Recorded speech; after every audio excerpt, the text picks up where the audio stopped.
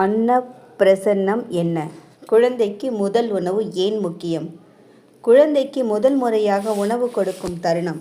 அது ஒரு சாதாரண விஷயம் இல்லை. அந்த ஒரு செயல் குழந்தையின் ஹெல்த், மைண்டை பாதிக்கலாம்.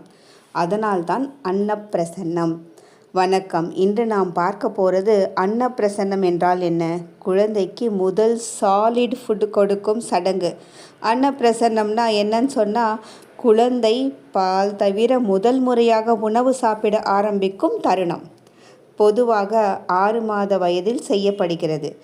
ஏன் இது முக்கியம்? அந்த நேரம் முதல் குழந்தையின் உடல் வளர்ச்சி வேகம் அதிகரிக்கும். நல்ல உணவு ப்ளஸ் நல்ல எனர்ஜி மிகவும் முக்கியம். அந்த முதல் உணவு ஒரு பாசிட்டிவ் பிகினிங்காக இருக்கணும். இதை எப்படி செய்யலாம்?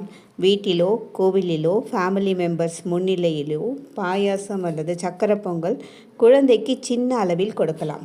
அன்பும் ஆசீர்வாதம் தான் முக்கியம்.